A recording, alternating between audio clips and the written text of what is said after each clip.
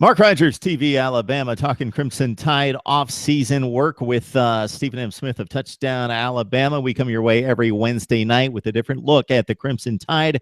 Of course, over the last several weeks, getting you set for National Signing Day and looking at the number one recruiting class in the country. Now we look towards spring practice, and we'll break down the defensive line and the linebackers. Stephen, thanks for joining us as always. No problem, Mark. A new day, new topic, so I had to get a new sweater, going with the black sweater today. But if you look at the defensive line, Alabama, no more Jonathan Allen, no more Dalvin Tomlinson, the Tide losing those two young men to the National Football League. But when you look at the 2017 guys returning, starting in spring ball, going into summer workouts and fall practice here, Mark, the number one guy I look at is Rashaan. Rashaan is the number one guy, was a five-star recruit coming out of Woodbury, Virginia in 2014. When he came in, he was a high-prize name. It's taken him a while to kind of get into the flow, but in the last couple of years, Rashaan has been absolutely special. So I see him, the first guy.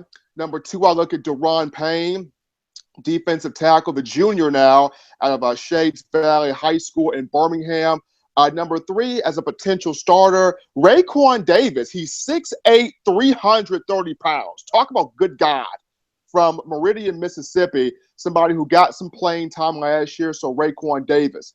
After Hand, Payne, and Davis, you can kind of rotate some of these other guys. I would like to see more from Josh Frazier, the senior defensive tackle from Springdale, Arkansas. He's got a lot of big playability, but kind of a more so rotation player the last two seasons. We'd love to see him get some time in there. Quinnen Williams, redshirt freshman, coming back for his sophomore season, redshirted last year. Jamar King, the JUCO defensive lineman, senior returning. And then also O.J. Smith, who can play at either defensive tackle or defensive end, a junior returning as well. But probably the lone 2017 commit that I could see push for a starting spot and actually get it would be Isaiah Buggs, the JUCO from Mississippi Gulf Community College, 6'5", 290 pounds. He's already got a ton of experience coming from the JUCO ranks. And if you look at Terrence Cody, Jesse Williams, Jaron Reed, and also DJ Petway, those are four guys that had a lot of success coming to Alabama from JUCO. So Isaiah Buggs, probably the lone 2017 commit that can come in and push for immediate action. But Daron Payne, Rashaan, and Raekwon Davis, three guys that I definitely see starters on the defensive line next season. Jonathan Allen, Reuben Foster will be top 10 picks in the NFL draft in the first round. Reuben Foster, his value to the team obviously going well beyond the numbers, 115 tackles, 13 tackles for loss and 5 sacks. Just one of the great players in college football, one of the great leaders in college football as well. Set us up at the linebacker position minus Reuben Foster. Minus Reuben Foster, it's going to be interesting because he was your heart, he was your thumper. This kid can lay the wood on anybody. Great in pass coverage, solid against the run. But Alabama returns a lot of playmakers at that position. Mark, number one, Sean Dion Hamilton.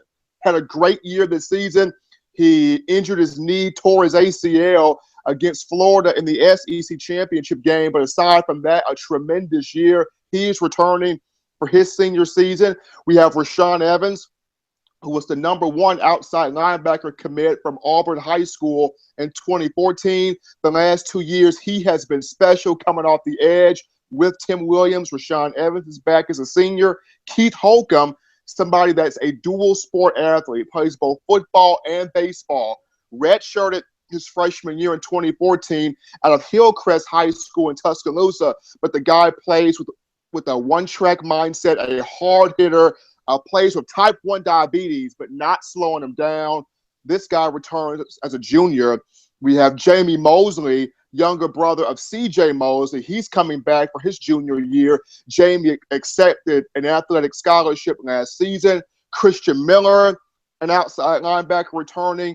Anthony Jennings, Terrell Hall, both outside linebackers returning. We have a Lindell Mack Truck Wilson, who had a major hit against Texas A&M, knocking out Speedy Noel's teeth in that regular season game. Lindell Wilson back.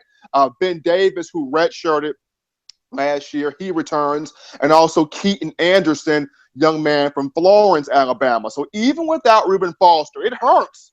Yes, it hurts. Even with Reuben Foster moving on, Alabama, a plethora of talent returning at that linebacker position, and probably the one name from the 2017 class that I can see push and get immediate field time, outside linebacker Dylan Moses, the 5-star from Baton Rouge, Louisiana.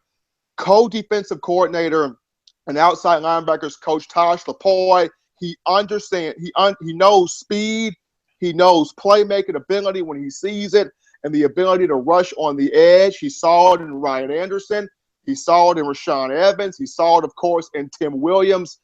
And I think he'll be able to see that in Dylan Moses. He may be the one true freshman 2017 commit at a linebacker position that will come in and make an immediate impact because, Mark, there are so many 4- and 5-stars returning at that linebacker position.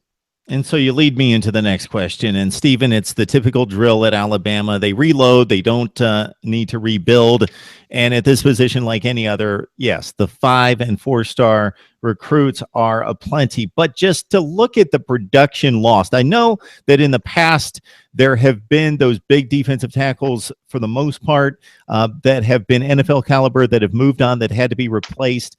But I think this is the first time in a long time since maybe that 09, 2010 teams that had the type of dynamic playmakers on the outside, the defensive rush ends, the linebackers on the outside, like the Tim Williams, like, of course, Jonathan Allen in the middle. But Ryan Anderson and Tim Williams, we're talking about two of the premier pass rushers in college football that racked up double-digit sacks for the last several seasons. Guys like that have to be replaced.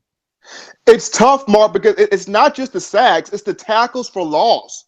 Flying into the football, both guys the last 2 years, over 10 tackles for loss, over 10 sacks. It's the big negative plays, and it's those negative plays that either you sack the quarterback, you tackle the running back behind the line of scrimmage for a loss, or you pressure the quarterback, giving him that split second less to be able to throw the football before he's ready to throw it.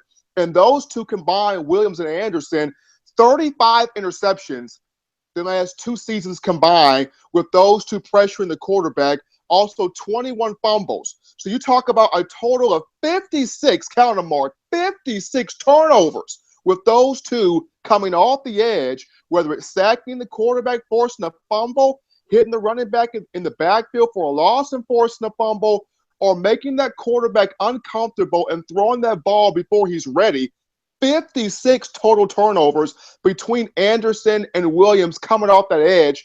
That's a number that you can't use the word replace for that, because that's a number that it's unreal. You don't see every day guys coming off the edge having that type of an impact because they're so fresh, rotating in and out. Alabama will look to find guys that can duplicate that.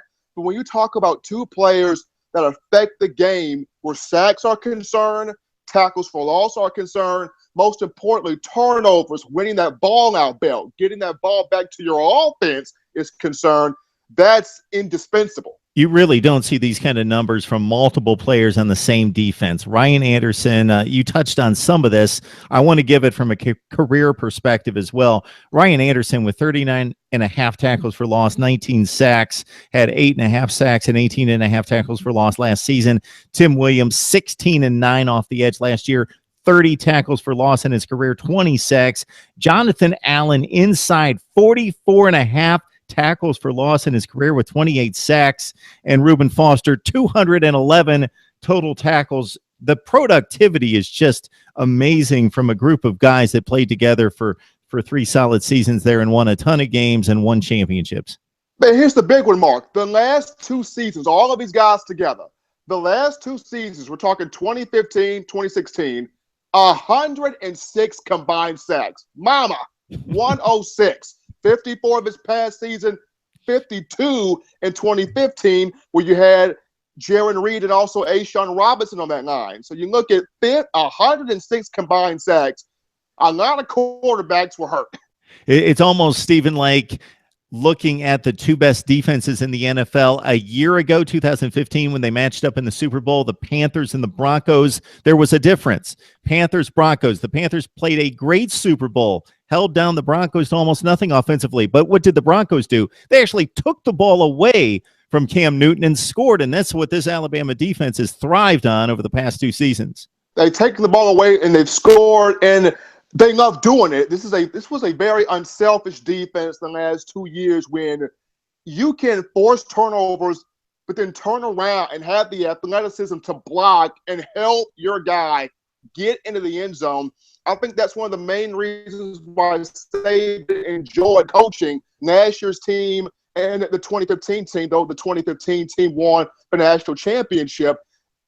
Because of the unselfishness, when someone makes a play, it's not, oh, stop. It's let's turn around and help this brother find the painted grass. Let's turn around and help this man get to the end zone. Not just, okay, he forced a fumble, ball's recovered, plays over, or he forced a pick, plays over. No, let's continue. Let's get this ball to the end zone and help our offense and create that energy.